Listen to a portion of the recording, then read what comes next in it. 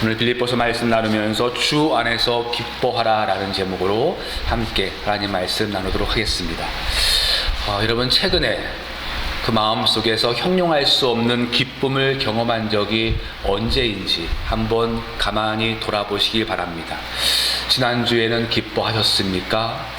아니면 한 달 전에 그 기쁨 가운데 계셨습니까? 사실 코로나19의 장기화로 많은 분들이 지치고 어려운 시기를 살아가고 있어서 우리의 삶 속에서, 또한 우리의 신앙생활 속에서 이전과 같은 예배나 교제가 없기에 기쁨들을 많이 상실하고 있지는 않은지 돌아보게 되어집니다. 여러분, 성도에게 있어서 기쁨이라는 것, 또한 신앙생활하면서 기뻐하는 것, 이것은 성경의 중요한 주제 가운데 하나이죠. 주님께서 우리에게 하신 말씀을 보시면 내가 이것을 너희에게 이름은 내 기쁨이 너희 안에 있어 너희 기쁨을 충만하게 하려 함이라 라고 말씀하였고, 바울은 로마서 14장에서 이 땅을 살아가면서 우리가 하나님의 나라를 이루어 갈 때에 하나님의 나라는 먹고 마시는 것이 아니요 오직 성령 안에서 의와 평강과 희락, 기쁨이다 라고 이야기를 했습니다. 이 땅에서 우리가 하나님의 나라를 이루어 가는 것은 기쁨의 삶을 살아가는 것. 그래서 우리가 잘 아는 것처럼 데살로니가 전서에서 우리를 향하신 하나님의 뜻을 이야기할 때에 바울은 항상 기뻐하라 라고 말하고 있죠. 여러분, 이렇게 기뻐하는 것, 성도들의 삶 속에서 기쁨의 삶을 살아가는 것은 우리를 향하신 하나님의 명령이고, 이 땅을 살아가는 우리의 백성들이 하나님의 나라를 이루어가는 그 방식임을 분명히 말하고 있습니다. 그래서 오늘 본문 1절에서도 바울이 뭐라고 권면하고 있습니까? 끝으로 나의 형제들아, 주 안에서 기뻐하라. 주 안에서 기뻐하라. 오늘 바울이 빌립보 교인들에게 권면하면서 기뻐하라 라고 권하고 있는데, 근데 오늘 표현을 보시면 그냥 기뻐하라 라고 말하고 있지 않고 이 기쁨을 얼마나 강조하고 있는지를 볼 수가 있죠. 그래서 1절의 말씀을 다시 보시면 끝으로 나의 형제들아, 주 안에서 기뻐하라 라고 하면서 오늘 1절이 끝으로 라고 시작이 되고 있습니다. 여러분, 끝으로, 여러분, 이 의미가 무엇입니까? 지금 바울이 빌립보서를 쓰고 있는데 끝으로 이제 이 빌립보서의 모든 서신의 결론을 이야기하겠다는 의미가 아니죠. 불과 2장밖에 지나지 않았습니다. 그럼에도 불구하고 끝으로 라는 표현을 쓰고 있어요.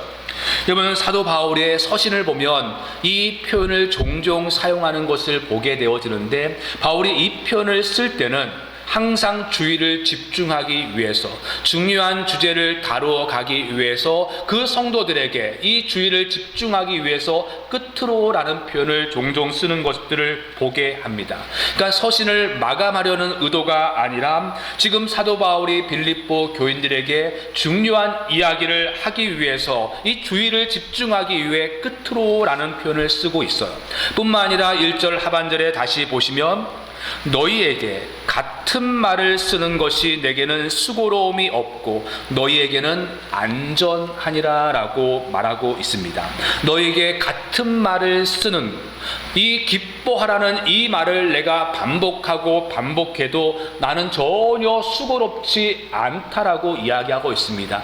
너희에게 이 말을 계속해서 하면 할수록 너희들의 영혼이 더욱더 안전하기 때문에 나는 너희들에게 이 말을 계속해서 거듭 반복해서 이야기한다라고 이야기하고 있는 것이에요. 여러분, 그만큼 이 기쁨의 삶에 있어서 바울이 얼마나 중요하게 다루고 있는 것들을 보게 되어지죠. 그래서 끝으로 라고 주의를 집중하면서 이 말을 1장에서도 2장에서도 또한 바울이 빌립보 교회 사역을 할 때도 이 기뻐하라는 것들을 늘 강조하고 가르쳤을 터인데, 이 말을 내가 다시 반복하는 것이 결코 수고롭지 않고 오히려 이것을 너희들에게 계속 가르치는 것이 너희에게 안전하다라고 말할 만큼 중요하게 다루고 있는 것들을 보게 되어집니다.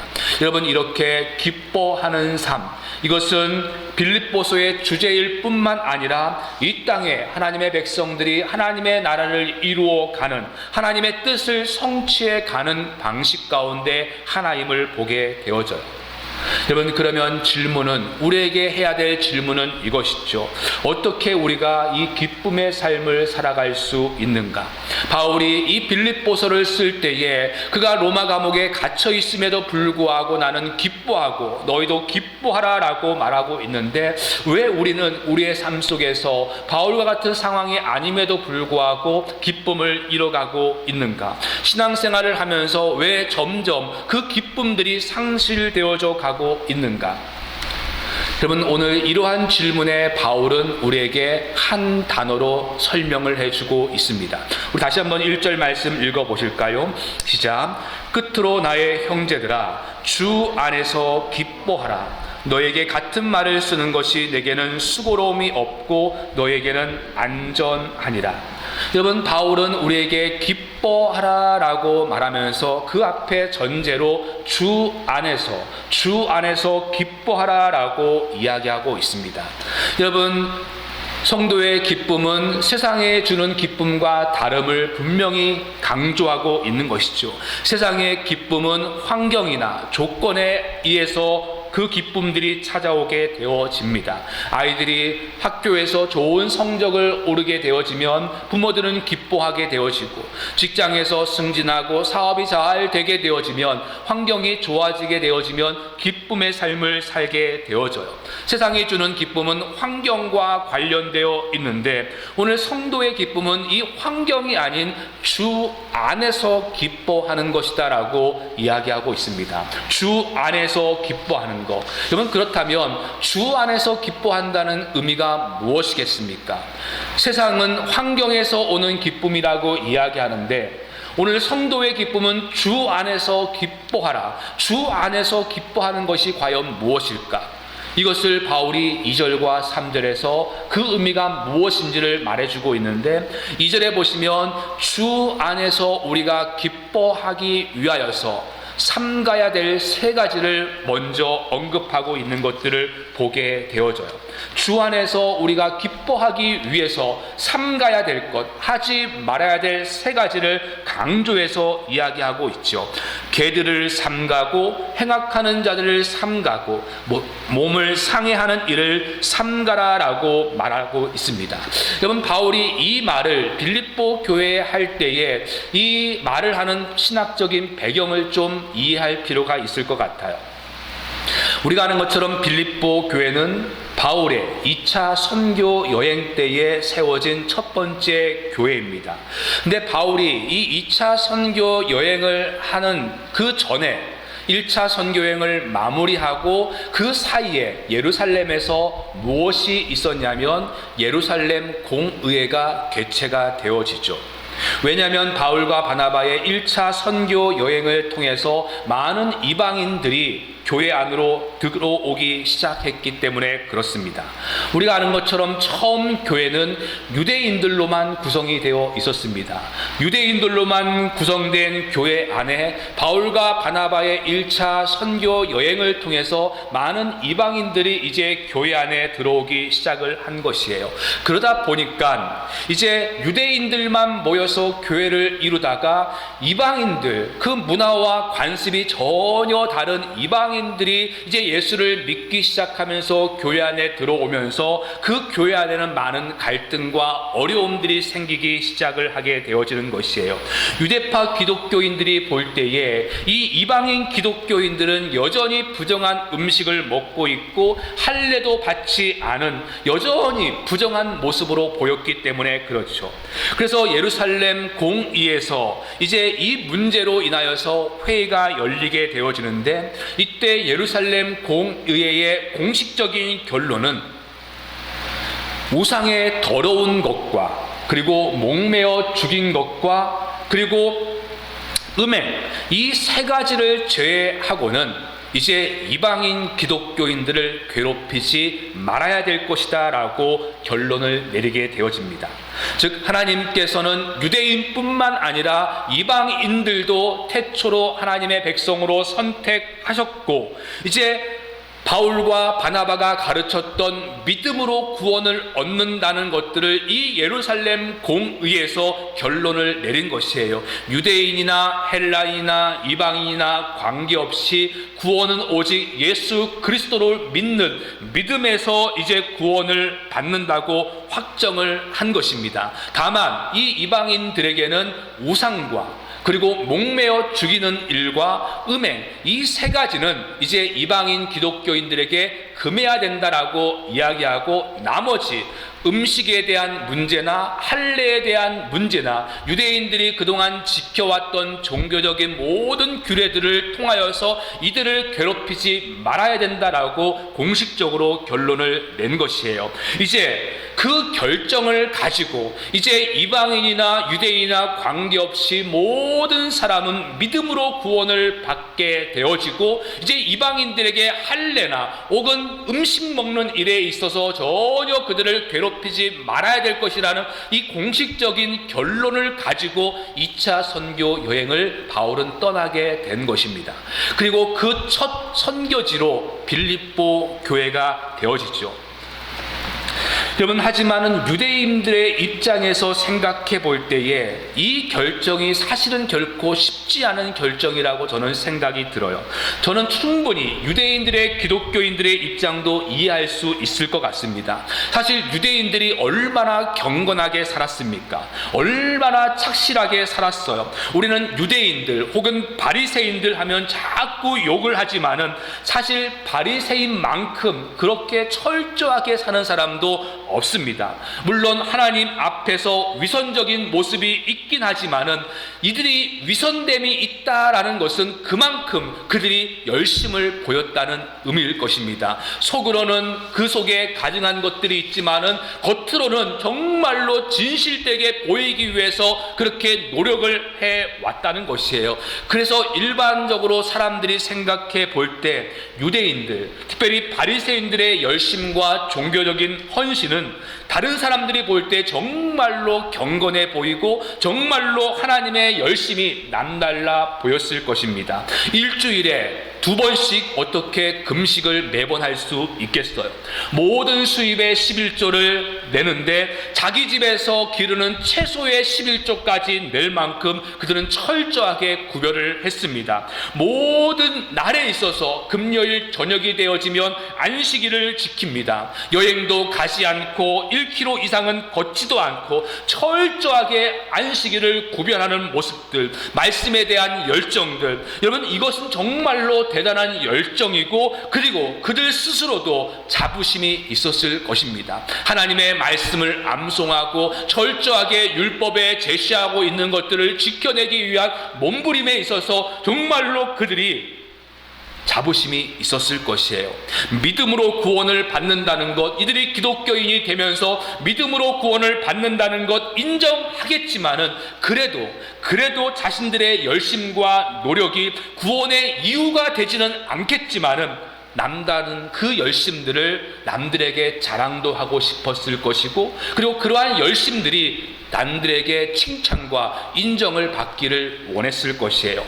근데 사도 바울은 이방인 선교를 하면서 그 유대파 기독교인들이 하는 그 모든 것들 다 쓸데없는 짓이다, 다 필요 없는 일이다라고 그렇게 말을 하면 유대파 기독교인들 입장에서 화가 나지 않겠습니까? 정말로 속이 상할 것 같아요. 왜 그렇지 않겠습니까? 남들보다 열심히 신앙생활을 하고 있는데 그것 다 필요 없는 것이다라고 이야기한다면 그렇게 하는 사람이 뭐가 되겠어요? 평생을 부정한 음식이라고 해서 돼지고기는 한 번도 먹어본 적이 없는데 이제 한 교인이라고 해서 이방인 기독교인들이 교회 안에서 그 돼지고기를 마음껏 먹는 모습들을 보면서 어떻게 그 사람들과 함께 어울릴 수 있겠는가 말이에요.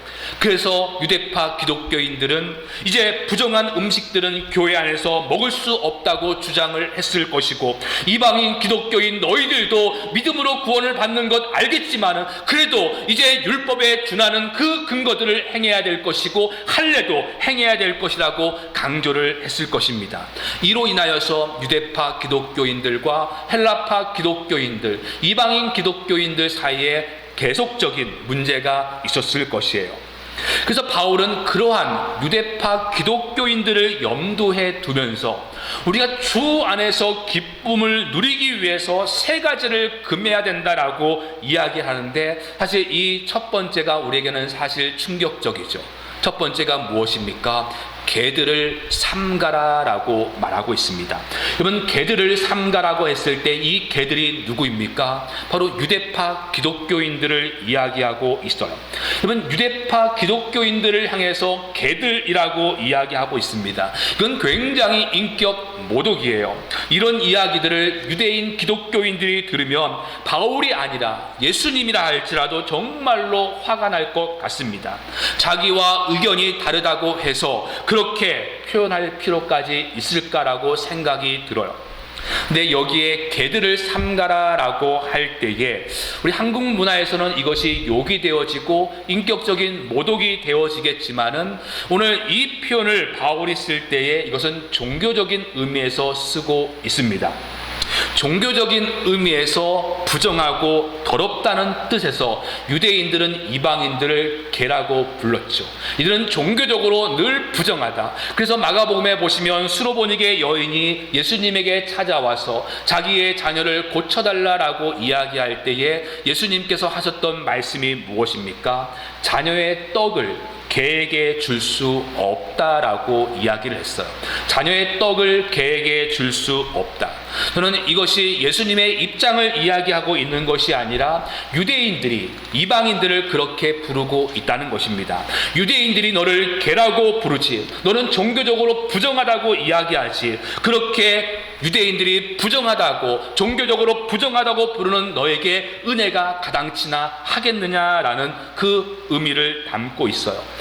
그래서 성경에서 보시면 종교적으로 부정한 자들을 개라는 표현을 쓰고 있는데, 이 개들의 특징을 잠언서 26장에 보시면 개는 그 토한 것을 도로 먹는다라고 이야기하고 있고, 베드로후서 2장에서도 참 속담에 이르기를 개가 그 토하였던 것에 돌아간다라고 말합니다. 왜 유대인들이 이방인들을 향하여서 종교적으로 부정한 의미로 개라고 표현을 했냐면, 이들은 토한 것을, 개의 특징 중에 토한 것을 도로 먹고 마신다는 것이에요. 무슨 말씀입니까? 바로 이들은 교회 안에 있을 때에 토한 것을 다시 먹는 것, 반복된 제된 습관들을 끊임없이 다시 행하고 있다라는 것입니다. 그런 것을 바울이 종교적으로 표현하고 있는 것이죠. 교회 안에서는 주일이면 주님 나의 죄를 용서하여 주옵소서, 그렇게 기도합니다. 교회 안에서는 정말로 거룩해요. 하지만은 세상에 나가면 자신의 그 자백한 죄를 그냥 토하듯이 다시 반복해서 그 죄를 먹고 마신다는 것입니다. 이것을 오늘 이야기하고 있어요. 유대인들은 이방인들을 향해서 그렇게 너희들은 개다, 너희들은 그렇게 반복되어서 죄를 짓고 있다라고 이야기하는데, 바울은 사실은 유대파 기독교인들이 그와 같다라고 이야기를 하고 있는 것이죠. 또한 행악하는 자들을 삼가야 된다라고 말할 때에 이 행악하는 것도 도덕적인 의미가 아니라 종교적인 의미입니다. 원어로 말하면 악한 일꾼이라는 표현이에요. 악한 일꾼인데 강조가 어디에 있냐면 일꾼에 있습니다. 여러분, 오늘 바울이 2절에서 삼가라라고 말하고 있는 모든 대상들은 교회 밖에 이방인들, 예수 믿지 않는 사람들이 아니라 교회 안에 있는 사람들을 의미하고 있습니다. 그들은 일꾼인데 어떠한 일꾼이냐면 악한 일꾼이라는 것입니다. 일을 안 하는 사람이 아니에요. 일을 열심히 하는데 잘못된 방향으로 열심을 내고 있다는 것입니다. 하나님을 위해 헌신을 하지만은 그것이 하나님의 영광을 드러내는 것이 아니라 자기의 의를 드러내기 위한 열심이죠. 이것을 향해서 악한 일꾼, 행악하는 자들이라고 이야기하고 있습니다. 정말로 열심을 내고 있고 헌신을 하고 있는데 그것이 하나님을 위한 것이 아니라 자기를 드러내고 싶어하고 자기가 인정받고 싶어하고 있다는 것입니다. 정말로 누가 인정하면 열심을 내지만은 누가 알아주지 않으면 원망과 불평을 하는 모습, 이것이 악한 악한 일꾼, 행악하는 자다라고 이야기하고 있죠. 그리고 세 번째가 몸을 상해하는 일을 삼가라. 몸을 상해하는 것 무엇이겠습니까? 예전 개역 성경에서는 손 할례당을 삼가라라고 이야기하고 있어요. 할례를 삼가라. 여러분, 사실 구약에서도 하나님께서 할례를 주신 이유는 그냥 단순히 남자의 생식기의 표피를 자름을 통하여서 그 의식을 통하여서 우리가 하나님의 백성이다, 이것을 나타내기 위함이 사실은 아니었죠. 예레미야 4장에서도 유대인과 예루살렘 거민들아, 너희는 스스로 할례를 행하여 너희의 마음의 가죽을 베고 나 여호와께 속하라라고 말하면서 할례의 진정한 의미는 단순한 외적인 모습이 바뀌는 것이 아니라 할례를 행함으로써 내가 속사람이 바뀌었다는 것들을 겉으로 드러내고자 함이었어요. 하지만은 손 할례당, 몸을 상해하는 자들은 무엇입니까? 마음의 변화는 전혀 관계없이 그냥 할례만 중요하다는 것이죠. 의식만 중요하다는 것입니다. 외적인 행위만 중요하다는 것이에요. 여러분, 오늘 바울이 주 안에서 기뻐하라, 주 안에서 기뻐하기 위해서 삼가야 될 이 세 가지를 이야기할 때에 그 공통점을 이야기한다면 무엇이라고 표현하겠습니까? 신앙의 외식주의, 신앙의 형식주의라고 말할 수 있을 것 같아요. 여러분, 우리가 신앙생활 하면서 정말로 마음의 기쁨이 상실되어지고 마음의 기쁨이 사라질 수 있는 가장 중요한 것은 무엇입니까? 신앙이 점점 형식화되어지고 의식화되어질 때에, 점점 신앙이 교리화되어질 때에 우리는 신앙생활하면서 기쁨을 맛볼 수 없는 것이에요. 사람들이 이와 같이 할 수 있다는 것입니다. 하나님께 대한 감사와 하나님께 대한 영광을 위한 헌신과 열심이 아니라 나를 드러내고 내가 인정받기 위해서 나는 너희들과 남다르다는 것들을 보여주기 위한 자기의 자부심을 가지고 신앙생활 할 때에 우리는 그 기쁨들, 주님 안에서 오는 참된 기쁨들을 누리지 못할 수 있다는 것이에요.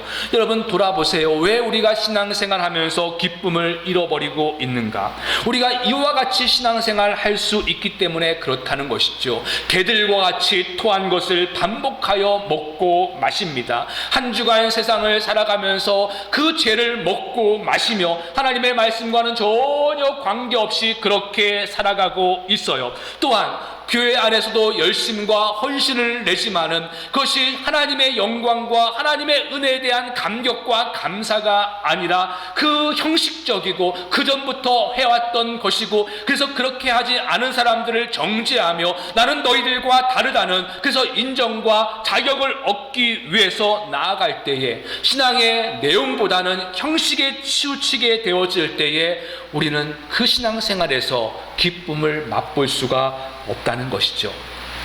여러분, 교회를 좀 다니시는 분들은 우리의 의로 구원을 받는 것이 아니라 예수 그리스도의 은혜로 구원을 받는다는 것을 전부 다 알고 있습니다.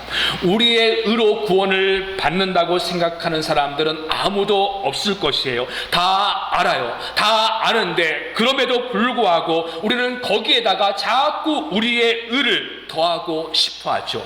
구원을 위한 조건은 아니라고 할지라도 적어도 하나님 앞에 섰을 때에 하나님 앞에 받을 상급이라도 이것들이 언급되었으면 좋겠다는 것이 우리의 생각입니다. 내가 조금 인정을 받아야지, 남들보다 더 열심을 내고 남들보다 더 특심으로 하나님을 섬겼다면, 주를 위해서 열심을 냈다면 좀 남달라야 되는데, 남들보다 좀 인정을 받아야 되는데 남들과 아무런 차이가 없다면 여러분, 이것만큼 억울한 일이 어디에 있겠습니까?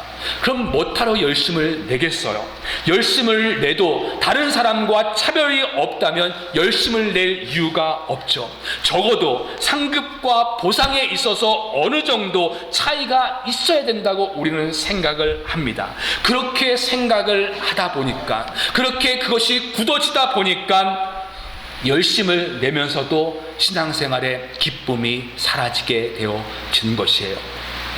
우리 교회의 위험성이라고 제가 생각할 때에 이것들을 그전 어려웠을 때에 교회의 성장이라는 이유로 이것들을 너무나 합리화하고 그래서 사람들을 인정해주고 칭찬해주고 그것들을 격려해주는 것들을 함을 통하여서 그것들이 형식화되어지는데 너무 교회가 이바지했기에 오늘날 우리가 그리스도의 의로 구원을 얻는다고 믿고 있고 알고 있지만은 많은 대부분의 사람들은 그래도 나의 의가 여기에 덧붙여져서 마지막 날 남들과는 내가 다르다는 것들을 그렇게 생각하게 만들었다는 것이 교회의 큰 위험이라고 생각해요. 여러분, 오늘 바울은 주 안에서 기뻐하라 라고 말하면서 세 가지를 금하고 있죠. 자기의 의를 드러내는 것, 그렇게 내면이 아닌 형식적으로 나가는 것, 이것들을 삼가라. 그래서 여러분, 주 안에서라는 이 말을 결론적으로 말한다면 바로 그리스도의 은혜를 붙들라는 의미예요. 너의 의를 가지고 너의 열심을 가지고 신앙생활 하지 말고 결국은 은혜를 붙들라는 것이죠. 여러분, 너무나 많은 사람들이 그 은혜를 떠나서 자기의 의를 이야기하고 자기의 행위를 강조하기 때문에 신앙생활 하면서 그 기쁨을 잃어버리고 있는 것이에요. 바울이 정말로 1장과 2장에서 계속적으로 거듭해서 말하고 있는 것은 결국은 하나입니다. 은혜를 붙들라. 우리가 붙들어야 될 것은 여러분들의 열심과 여러분들의 의가 아니라 결국은 하나님의 은혜밖에 없습니다. 나 같은 죄인들을 구원하신 그 하나님의 은혜, 그 은혜가 나를 이 자리에 서게 하고 그 은혜 때문에 우리가 하나님 앞에 감격하여서 열심을 내고 그 은혜 때문에 내가 직분을 받아서 선교하고 봉사하고 헌신하는 것이지, 그 은혜를 놓친 채에 그냥 자기의 의와 자기의 열심과 자기의 그 나타냄을 내게 되어지면 결국은 기쁨을 다 상실할 수밖에 없다는 것이에요. 그래서 3절에 바울은 이렇게 이야기하죠. 하나님의 성령으로 봉사하고 그리스도 예수를 자랑하고 육체를 신뢰하지 않는 그 사람들만이 바로 할례파라라고 이야기하고 있습니다. 주어가 무엇입니까? 주체가 무엇이에요? 내가 아니라 하나님의 성령으로 봉사하며, 이 봉사한다는 의미는 예배한다는 것입니다. 그 예배가 주체가 하나님이어야지 자기가 아니라는 것이에요. 하나님의 그 성령으로 예배를 하고 또한 우리의 모든 열심과 드러낼 것들이 있다 할지라도 그 모든 것들을 자랑하는 것은 무엇밖에 없습니까?